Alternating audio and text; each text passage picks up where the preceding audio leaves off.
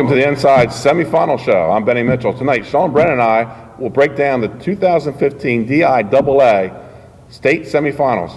We'll give you our insights into the games, and we'll give you our predictions. And Sean, I walked outside tonight, and I looked up in the sky, and I'm a little scared to make my picks. We've got 4 great matchups here and a full moon. And I'll tell you what, Benny, it's a pleasure to be here this evening. The 2015 football season for Delaware has been very exciting. It's been a roller coaster kind of a ride, and it's left us now with 4 teams left in Division I and 4 teams left in Division II, all fighting it out this week to become state champions. We've seen a steady rise of 2 Cinderella teams. Absolutely. In Smyrna and Woodbridge. And we've seen the steady hands of the traditional programs such as William Penn, Middletown, St. George's, and of course, Salesiana, the number 1 team in the state of Delaware. So the question then that gets answered this weekend is, will the glass slipper fit and allow Cinderella to get to the ball at the University of Delaware on December 5th? Well, let's start with the first game of the weekend. Hey, let's get started. The Howard Wildcats, 8-3. They're an at-large team. They're from the Blue Hen Flight B. And the Wilmington Friends Quakers, 9-1. They're also an at-large berth team. They're an independent conference team. And the Howard Wildcats have speed all over the field. And it starts with number 4, their quarterback, Ernest Austin, the senior. 15 passing touchdowns this year, 8 rushing touchdowns, and he was huge. 3 rushes in the games last weekend, plus he threw 4 touchdowns. And he's thrown for almost 1,000 yards this year, too. But don't forget, they do run the football with Gerald Wiggins, who rushed for almost 1,000 yards this year, and I think he has 13 touchdowns as well. So they can throw it and run it. And they score on offense, they score and they set up scores on defense. Number 2, Naquan Watson, senior wide receiver, defensive back. He's got 10 interceptions this year. They're a hard team to throw on. Well, they often say that offenses, puts people in the stands. Defenses win championships. And Howard's got a great defense that possibly could get them there. Yeah, the Ernest Austin, he's going to have to get going in this game. Yep. And then mix in a little Gerald Wiggins. But let's talk about the Friends Quakers, because we picked against them last year. That was our only bad pick of the weekend. We got everything else right. And we picked against Wilmington Friends. And when we get to the pick tonight, maybe I won't learn my lesson, because I've picked against Wilmington Friends twice this year, and they've won both. I'm 0-2 picking against those guys. Yep. But they got an outstanding quarterback, just a junior, number 7, Justin Benek, a true dual threat quarterback. Yeah, I mean, he can throw it, he can run it. He's very balanced. He threw for almost 400 yards, and he rushed for almost 400 yards. He's got 6 touchdowns rushing and 11 touchdowns, or 12, I think, passing. So, I mean, he's about as balanced as you can kind of get. They run a balanced attack because they have, 2 different fullbacks that run the football in Stephen McGuire and Andrew Jaworski. And then they have 2 halfbacks in John Gardner and Henry Guys that get it done in the backfield, too. The thing that surprised me was how they dominated against Lake Forest last week. Lake Forest going into that game last week was one of the hot teams in Division II, and they really made them look very mediocre. When you talk Wilmington Friends, Sean, there's no flash. No. There's no glitter. They come at you with that, like you talked about, that balanced offensive attack. What I take from Wilmington Friends, we watched them last year against Woodbridge in a game we both thought they were going to lose.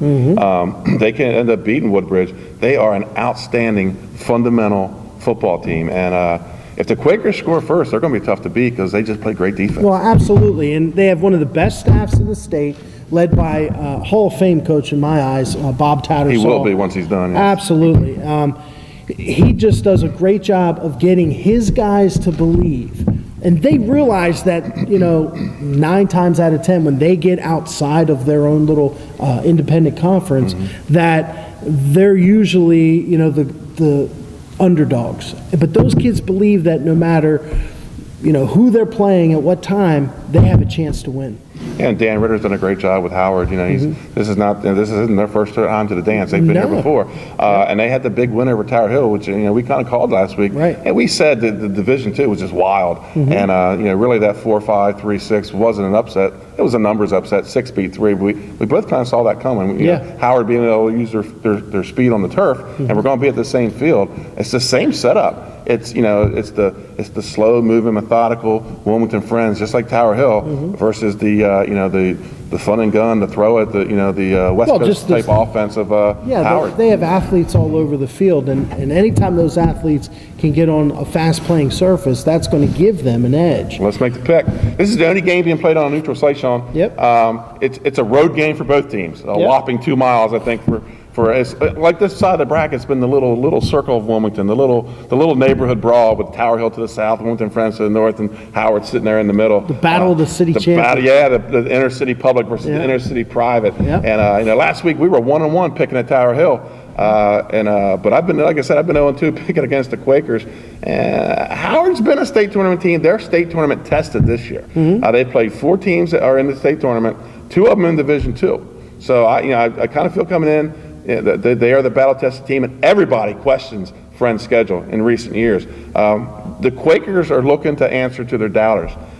They were upset by Laurel in the semifinals last year, and I think a lot of people said that was an "I told you so." You don't play a tough enough schedule, and that's why But you know what? I was ready when I saw Tower Hill won Friday night when we were doing the Smyrna game, the Smyrna Mount Pleasant game.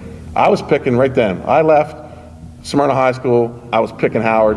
They're more athletic, blah blah blah blah blah. But then I got the next morning, and Friends handles Lake Forest. I think 30-14 or something like that. Yep. A game I and you and a lot of people did not see them winning. No. And I picked the score. I had this game coming down 28-14, and it's going to be the pick. Wilmington Friend Quakers 28, Howard Wildcats 14. There you go. Well, Friends must remain consistent this week with their balanced ball control type offense if they're going to have any kind of chance of winning this ball game, because like we said, Howard has athletes all over the field.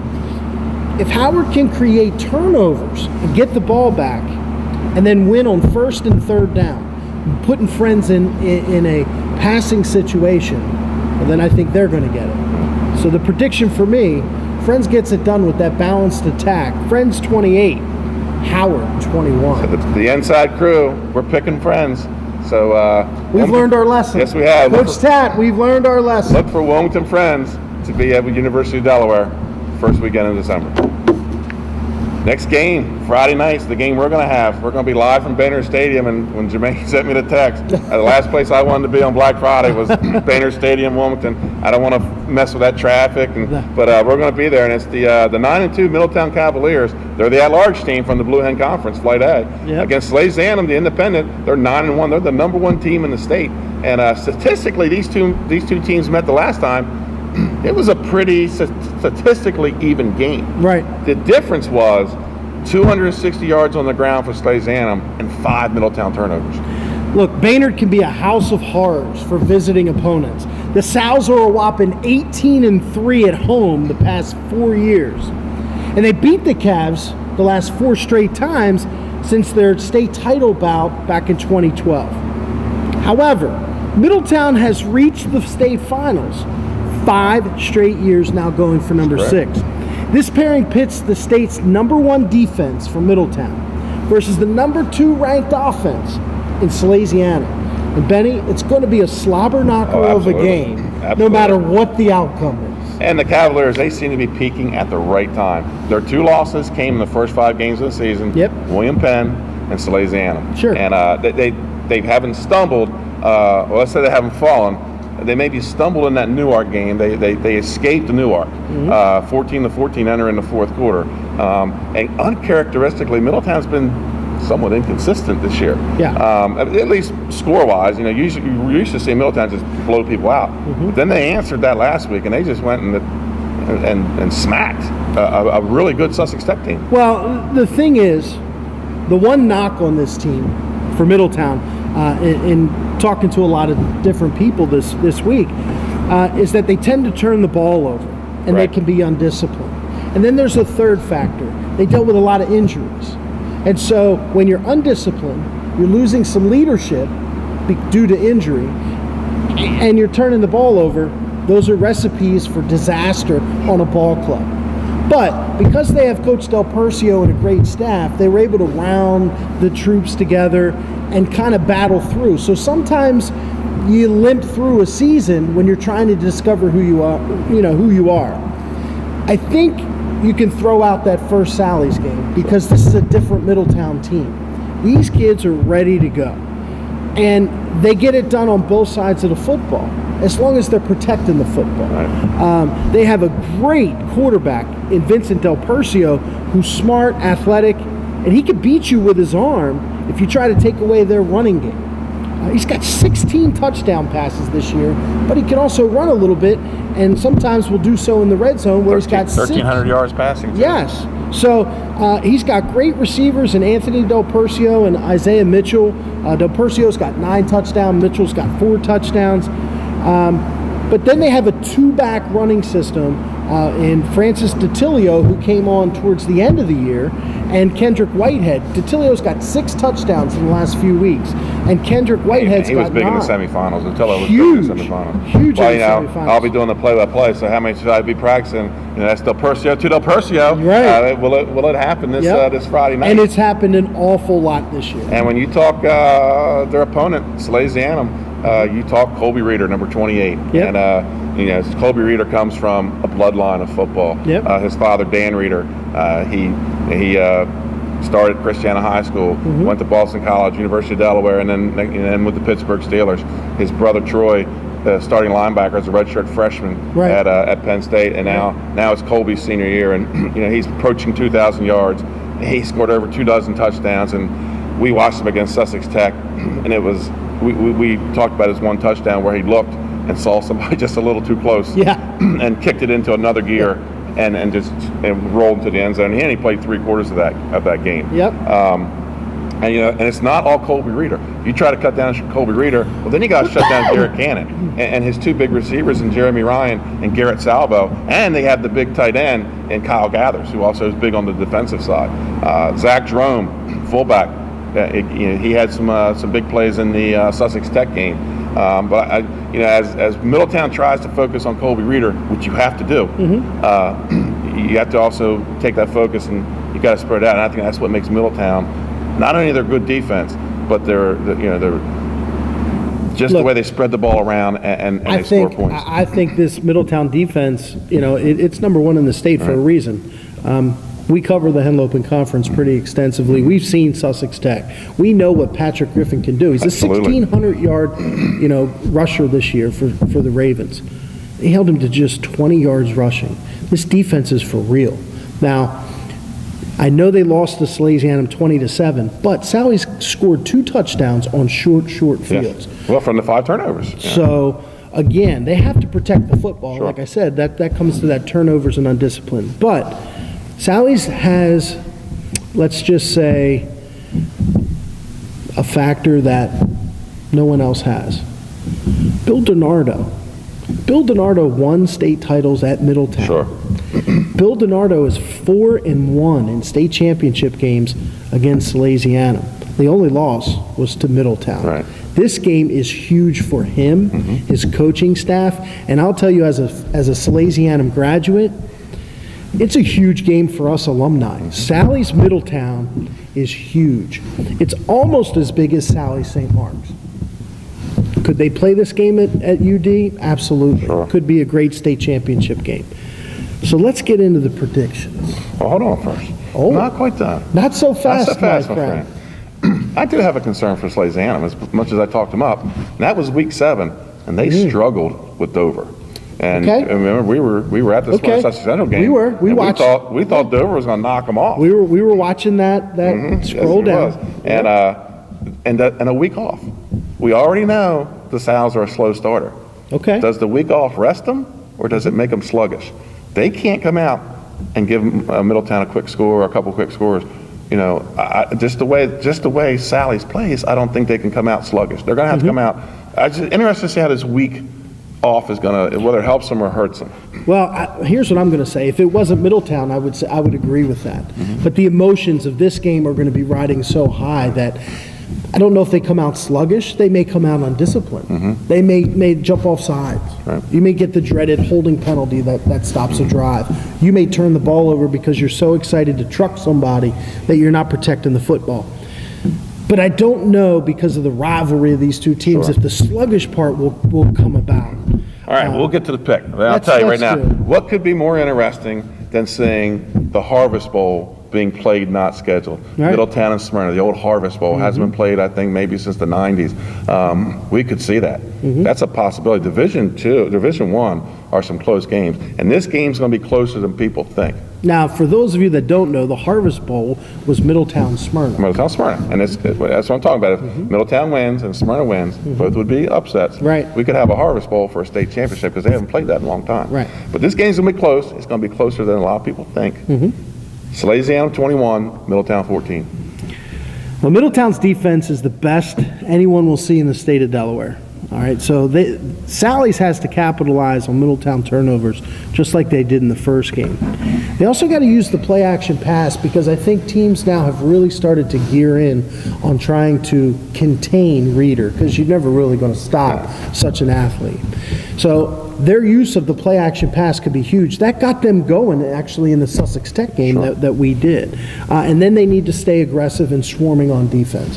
For Middletown, they need to slow down Reeder, win the turnover battle, protect the football this week, guys. Win the money down, win third down, but it doesn't happen. Prediction, Salesianum 20, Middletown 17. Another close game. And we all know if I didn't pick Sally's this week, the alumni would be hunting me down. Alumni in the Catholic Church, you know. You never know.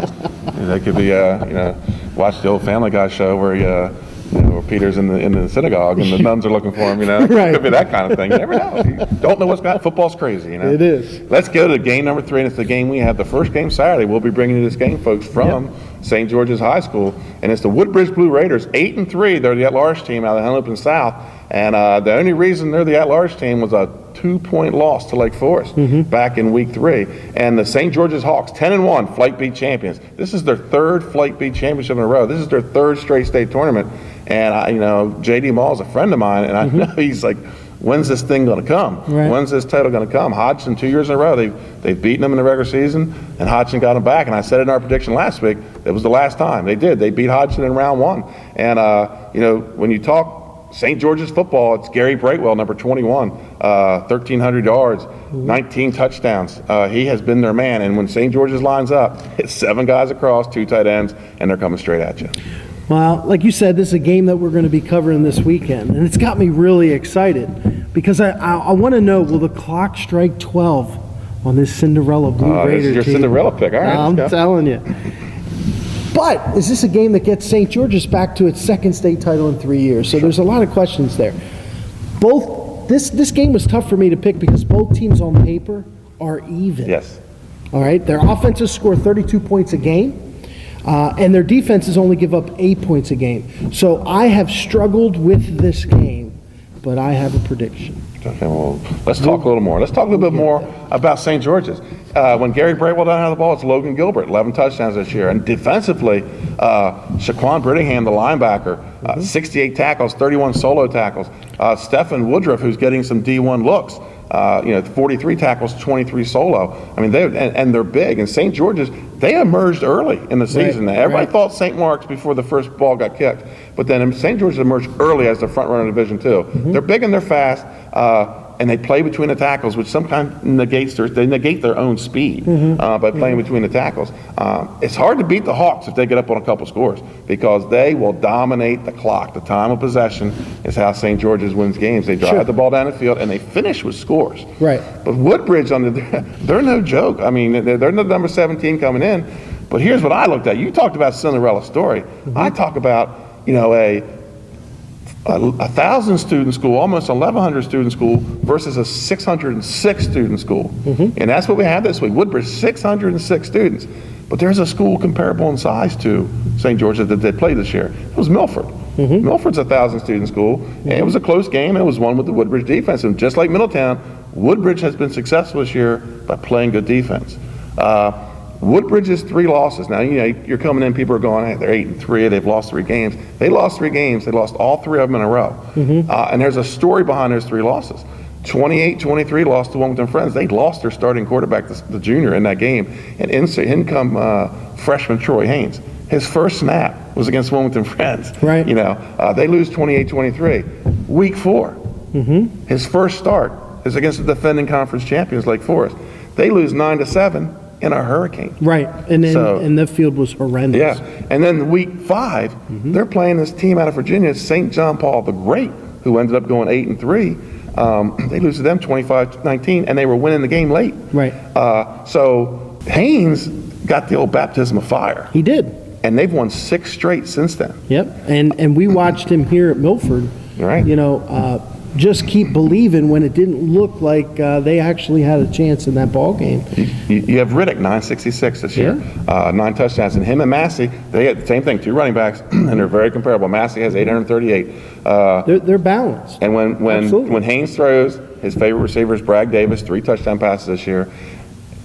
And let's talk about the defense. Jalen McGee, Yeah. Lee Stiles, You haven't Shamir mentioned him. Boy, There it is. Shamir Vessels. I was going to say, And, you know, you just 93 tackles. go to Inside for 7.5 Sports on the sacks. Facebook page, and or go to Woodbridge has their own, and just look at the pictures of number 66. Yeah, he's a player. Specimen. He's one of my favorite players in the Henlopen Conference. And only a junior, and Lee Stiles the same way. I looked at his size, I was like, there's no way that kid's 170. He's got to be bigger than that. Lee also has 93 tackles and 6.5 sacks. Right. So here comes the pick, and I'll tell you right now, Sean, this is a tough game for me to pick. My roots go deep into Woodbridge football. They do. My father suited up for the Bridgeville Mustangs from 1943 through 1946. Our family awards a scholarship in his name to a Woodbridge senior every year. St. George's head coach J.D. Mall was my quarterback when I coached JV football at Cape Henlopen. And you know, there's a lot of malls. There's a mall everywhere you turn, and a lot of them are going to be there on Saturday at 1 o'clock. I know with Woodbridge being the 2nd smallest traditional public school in Delaware, the 10th smallest throughout the state. This is David versus Goliath. This is Hoosiers. You know, It is. Bridgeville is going to shut down at 1 o'clock Saturday, and they're all going to be there. And you talked about the stats, and they're dead even. And I think what's the scariest thing has to be for JD Mall is his team's big and tough and play smash mouth football. And then you go look at that defense of Woodbridge, and they're just as big, and they're athletes. I mean, they are. Well, and they're tough. Athletes, yeah. I mean, they take after their coach, Eddie Manlove, who's a tough guy. By the way, was an assistant coach at Middletown, Middletown. And knows how to win and got to the finals at Laurel. So St. George's is going to line up with 2 tight ends. Okay. Smash mouth football on offense. They're going to wind up eat clock and rushing yards. Woodbridge has to make stops. Yep. They have to create turnovers. As much as I want to go with my roots, St. George's has to score 3 touchdowns to win this game. They do not want Woodbridge hanging around late. Nope. All right, ask DMA. Ask Milford. Yeah, ask Milford. You don't want them hanging around late. Nope. St. George's 20, Woodbridge 14. Woodbridge has to move the sticks. They got to keep the clock running, keep possession of the football. But they need to score early to enhance that belief that, you know, we can do this. We got a chance. Play discipline on defense, but here's the key, and they've done this late in the season. They have to surge. They have to create something positive out of a negative situation. We used to call that surge. They need to create turnovers. They need to get the ball away from that ball control offense. St. George's, create some big plays early out of that ball control offense. Let them feel good about themselves. Hey, we're one step closer. When they do score, they better keep the pedal down, because if Woodbridge feels like they're in a ball game, they feel good. Yes, they do. All right, and then keep your eyes on the prize. So you got that pedal down, you're going, don't think it's over, as Yogi said, until it's over. Prediction, Cinderella's slipper fits. Hear ya. Woodbridge 24, St. George's 21. Yeah, don't late forget, field we goal. talk about Riddick, we talk about Massey. They were both hurt at the Milford game. They were. And it was McGee. Yes. With the late touchdown. No, was it McGee? Yes, wasn't it? It was 25. Her 25 was. We hadn't seen him carry the ball. He hadn't touched the rock all night and went on a little delay. Yep, and Rips won. Yeah. So let's talk about the big one. The game everybody in Delaware that follows high school football is talking about. The Smyrna Eagles, 10-1, Henlopen Conference Northern Division champions. The William Penn Colonials, 9-1, Blue Hen Flight A champions. This is a big conflict in styles and matchup. And the Eagles will go as Nolan Henderson goes. Over 3,000 yards this year, 34 touchdowns. Will Knight, when they get in the running game, he's approaching 1,700 yards, 27 touchdowns. But I think the biggest key in this game, we talked about last week, is Will Knight's 47 conversion runs. Sure, absolutely. 2 is more than 1. Sure. And I kept saying that all last week. What's amazing to me is when you watch them on their 2-point conversion, they basically run the same play. Yeah. And it's usually always to the left side, and it's just a direct snap to him. But he's such a patient runner that he just lets the block set up and then just finds a little crease where he slips in. Usually it's a shoulder roll into the end zone. When Nolan Henderson passes, it's to Richie, number 4. Over 1,000 yards, 15 touchdowns. Charlie Taylor, number 1, 644 yards, 5 touchdowns. And number 7, Brandon Bishop, 6 touchdowns. He's got a lot of targets. He'll throw to Will Knight every once in a while. He will run. Although we did see him get knocked down a couple times, 2 or 3 times last week. Twice had to leave the field. He came back, but if you watch the video that Jermaine put together of the offensive player of the game, you'll notice a very noticeable limp from Nolan Henderson walking off the field Friday night after the win. And if Mount Pleasant got to him, William Penn's going to get to him and knock him down. They may not sack him, but they're going to knock him down on Saturday night. I think that's the biggest key, because I think in order to stop this high-power, high-octane offense, which beats you so many different ways. Is it rocket screen? Is it Knight running the football? Is it, running verticals down the field? Quick hitches. They just beat you so many different ways offensively. The key to that is, can a front 4 get pressure without having to blitz? Mount Pleasant struggled because they remained in a blitzing defense. So there wasn't enough guys. They ended up playing a lot of man coverage. And because of the great skill of those Smyrna receivers, playing man coverage the entire game is really difficult to do. Sure. So you have to disguise those coverages. So, this is a real intriguing game to me, because they're playing at Bill Cole Stadium.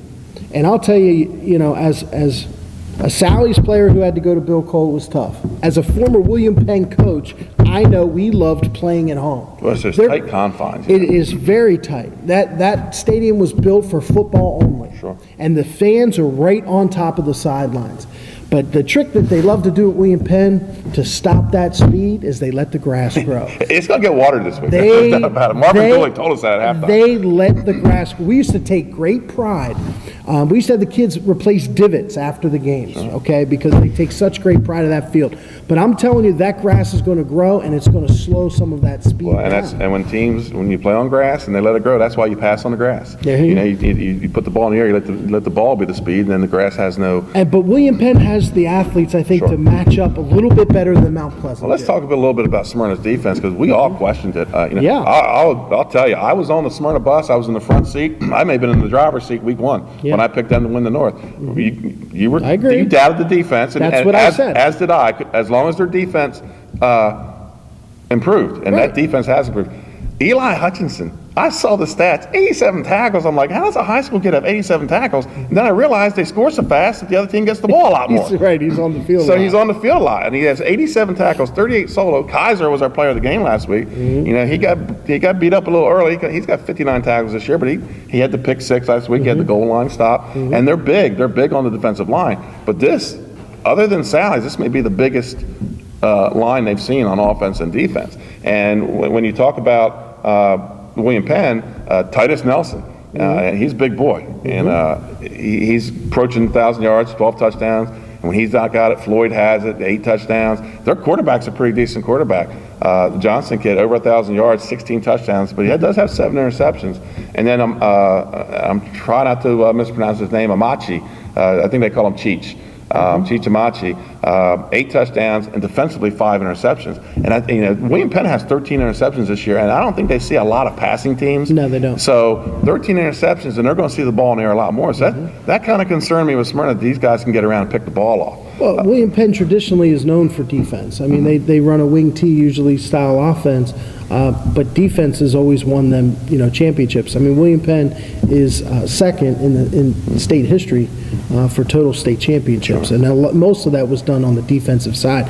What's intriguing for me is on this Smyrna defense is, are they going to be able to stop the run? Sure. Because Mount Pleasant had some success early in the game running the ball. They had some success throwing the ball too. Well, and they did, but they only threw the vertical routes.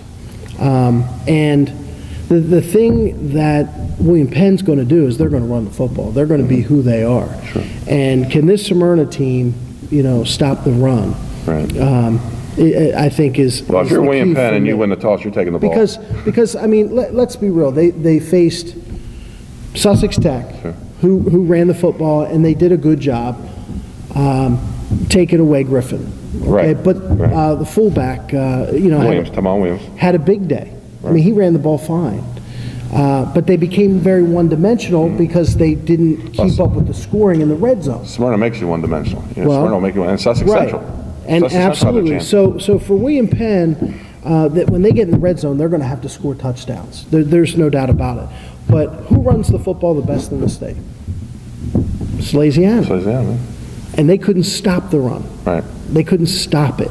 So I wonder, are they going to be able to stop it? And I think that's going to be their key to their success. They're going to have to stop that William Penn offense. William Penn runs the toss, you got to take the ball. Mm-hmm. You don't defer to the second half because you don't let those cats start getting them down the field. I think the player to watch in this game is Frank Burton from William Penn. Okay.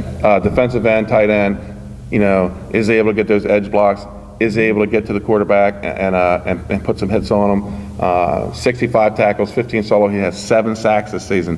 The thing is, Henderson does release the ball quick, but they expect something different to come out of William Penn. Marvin Dooley, he won a state title last year. He's a good coach. Look for a little wrinkle in their defense. I don't know what it's going to be, but there'll be a little wrinkle. And another name I saw, of course, you have his son, the center and defensive tackle. And another name I saw when I was looking at stats was Charlie Hope. There was a Charlie Hope that recovered a fumble to win a state championship game one time. And so Hope 50 solo tackles this year. Let's get to the pick, Sean. The biggest game in the week. You go first. I'm gonna let you go first this time. There's a lot of questions for me. Can William Penn score with Smyrna? That's got to be answered.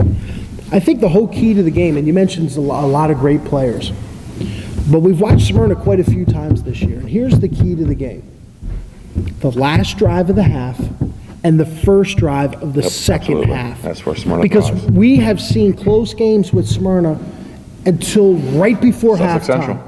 And then bang, they get a quick score. And then they get the ball back in the second half and bang, another score. Like, that to me, when you're down 2 scores against that offense, you are now one-dimensional. And that's where they're. So to me, the whole key of the game is going to come down to the last series before half and that first series coming out. And obviously who wins the turnover battle, we say that all the time. I talked to you guys earlier about it. Can the front 4 provide that, that pressure that they're going to need? Because to me, the whole key for that offense is Nolan Henderson. He reads a defense better than any high school kid that I've seen in a very, very, very long time. And then can the Smyrna defense be fundamental and not have to blitz so much like they did last week to stop the run? Because if they are in blitzing downs all the time, William Penn's going to rip some really nice long runs. For me, I'm going to have to say that William Penn's going to win the game 42-35. 42-35. So you're going with the shootout.